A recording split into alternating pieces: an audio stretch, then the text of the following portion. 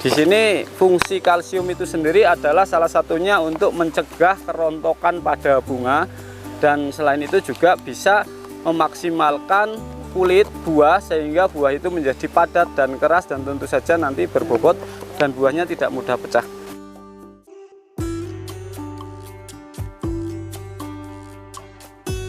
Selain dari pemupukan, pola pengobatan dan pengendalian hama dan penyakit, tentu saja kita membutuhkan benih mentimun yang berkualitas. Seperti ini bisa dilihat sendiri, hasilnya sangat bagus dan tentu saja buahnya sangat diminati pasar.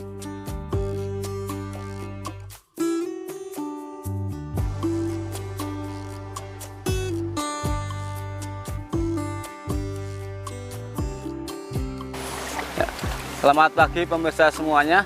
Untuk kali ini kita sedang berada di lahan mentimun yang menggunakan benih mentimun Najasi dari Wijitani.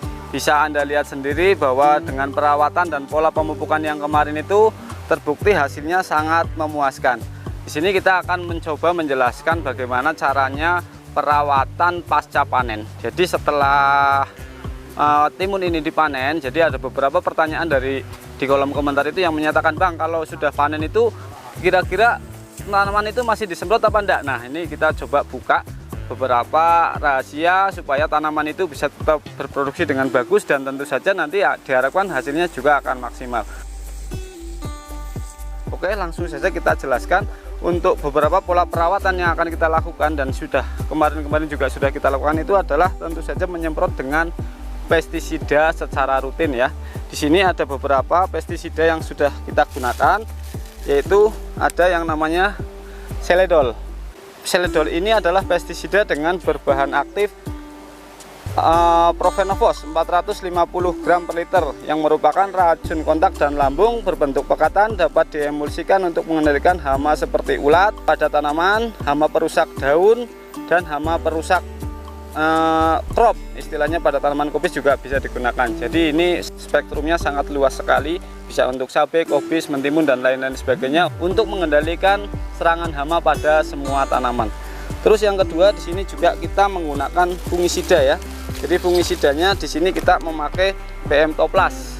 Fungisida ini berbentuk putih, berwarna kekuningan, berbentuk tepung untuk mengendalikan penyakit antraknosa pada cabai dan bercak daun pada tanaman cabai. Jadi ini adalah petunjuk pada kemasan ya, tapi ini bisa digunakan juga untuk semua tanaman seperti mentimun, tembakau dan lain sebagainya. Terus di samping itu juga kita membutuhkan perekat. Perekat ini berfungsi untuk memaksimalkan efektivitas kerja pestisida. Selain itu juga untuk melarutkan, mengemulsikan pekatan di dalam tangki. Terus untuk perawatan lanjutan yang selanjutnya supaya bunga itu tidak mudah rontok, di sini kita membutuhkan paling tidak itu ada dua nutrisi penting yang bisa disemprotkan melalui daun, yaitu di sini ada pembenah tanah Grikal. Ini berfungsi sebagai pengendali pH tanah dan juga untuk mencukupi kebutuhan unsur hara kalsium serta sudah dilengkapi dengan unsur mikro. Di sini fungsi kalsium itu sendiri adalah salah satunya untuk mencegah kerontokan pada bunga, dan selain itu juga bisa memaksimalkan kulit buah sehingga buah itu menjadi padat dan keras dan tentu saja nanti berbobot dan buahnya tidak mudah pecah. Terus selain pupuk kalsium juga kita membutuhkan pupuk makro. Pupuk makronya di sini kita memakai PM Solutus ya dengan kandungan 7-12-40, di mana pupuk Solutus ini memiliki kandungan unsur kalium yang sangat tinggi. Nah, unsur kalium ini sangat dibutuhkan pada semua fase tanaman itu pada masa pembuahan, jadi supaya buahnya dapat besar-besar dan tentu saja nanti hasilnya akan meningkat.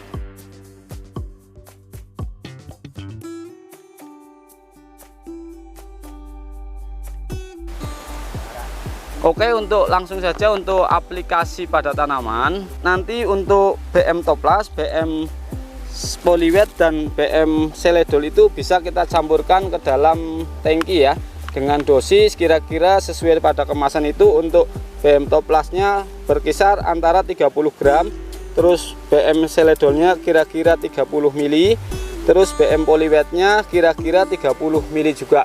Bisa juga langsung kita tambahkan untuk Grikal mat dan pupuk solutusnya ke dalam larutan semprot. Jadi semua bahan itu tadi kita larutkan dulu ke dalam ember yang isinya kurang lebih 8 liter, kemudian kita masukkan ke dalam tangki semprot.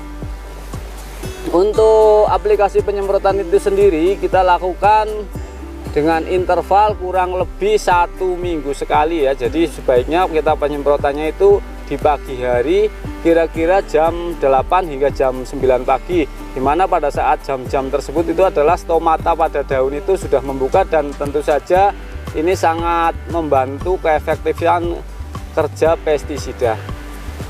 Untuk interval penyemprotannya kita lakukan kurang lebih 1 minggu sekali dengan cara semprotkan ke seluruh bagian tanaman, dari mulai daunnya, batangnya sampai ke perakarannya, area perakaran juga bisa. Intinya kalau bisa secara merata ya, jadi seluruh bagian tanaman itu bisa terkena larutan semprotnya. Jadi selain dari pemupukan, pola pengobatan dan pengendalian hama dan penyakit, tentu saja kita membutuhkan benih mentimun yang berkualitas.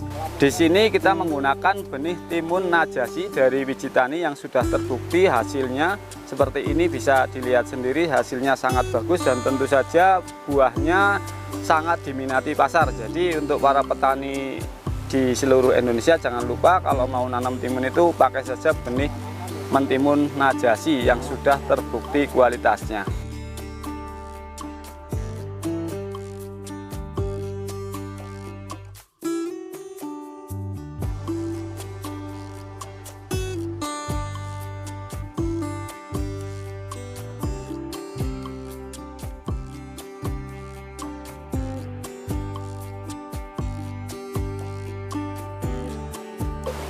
Jadi mungkin itu saja yang dapat kita sampaikan hari ini. Untuk mengikuti terus channel kami, jangan lupa untuk like, subscribe, dan bagikan video ini supaya dapat bermanfaat untuk para petani di seluruh Indonesia. Channel Warta Tani TV, channelnya Petani Indonesia.